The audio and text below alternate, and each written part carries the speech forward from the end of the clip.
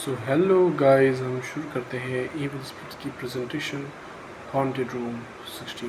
Enjoy, subscribe.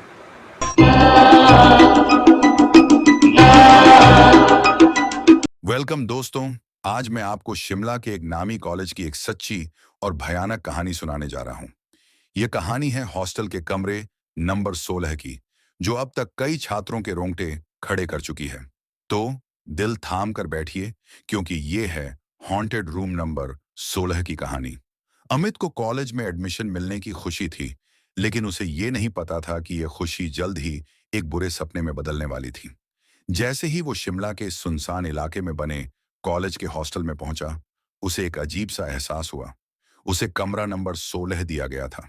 पुराने छात्रों से उसने सुना था कि इस कमरे में अजीब घटनाएं होती हैं, लेकिन उसने इसे अफवाह समझकर नजरअंदाज कर दिया। अमित ने अपनी जिंदगी में कभी हॉस्टल में रहना नहीं सोचा था, परंतु जब 12वीं की पढ़ाई के लिए उसे घर से दूर एक छोटे से कस्बे के हॉस्टल में भेजा गया, तो उसके पास कोई और विकल्प नहीं था। ये हॉस्टल शहर से दूर एक सुनसान इलाके में था। यहाँ रात में सन्नाटा इतना गहरा होता कि हवाओं की हल्की सरसराहट भी डरावनी लगती थी। हॉस्टल में आते ही अमित को ऐसा लगने लगा जैसे उसके कमरे में कुछ अजीब सा है, लेकिन उसे लगा कि ये महज उसके मन का वहम है। पर जैसे ही दिन बीतते गए, चीजें और भी अजीब होती गईं। रात के समय उसे कमरे में किसी की आहट सुनाई देती, कभी कोई खिड़की अपने आप खुल जाती, तो कभी दरवाजे पर खुद ब खुद खरोंचों के निशान उभर आते।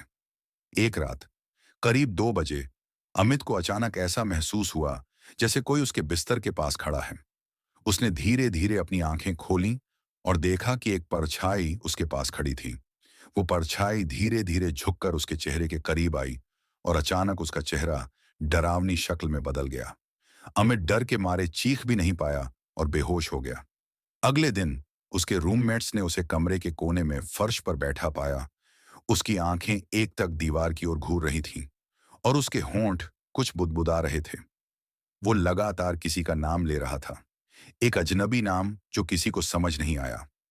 हॉस्टल के वार्डन और टीचर आए और उन्होंने अमित को डॉक्टर के पास ले जाने की कोशिश की, लेकिन वो जैसे ही उसे पकड़ते, अमित बुरी तरह से चिल्लाने लगता और अपने शरीर पर खुद खरोंच डालने लगता। धीरे धीरे उसके दोस्तों को एहसास हुआ कि अमित अब पहले जैसा नहीं रहा।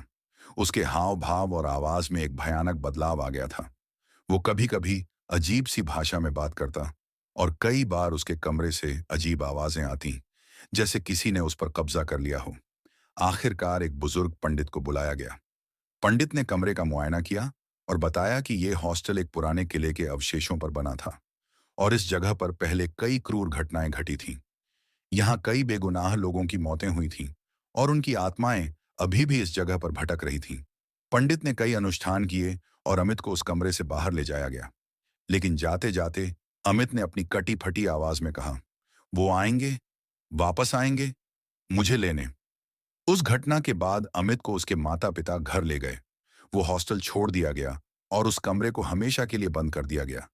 लेकिन आज भी उस बंद कमरे के पास से गुजरने वाले छात्र कहते हैं कि वहां से किसी की धीमी आवाजें और खरोंचों की आवाजें आती हैं। तो ये थी हमारी पेशकश। अगर आपको अच्छा लगा हो तो प्लीज़ सब्सक्राइब कीजिए और बेल आइकन को प्रेस कीजिए और इसी तरह हमारे साथ बने रहिए।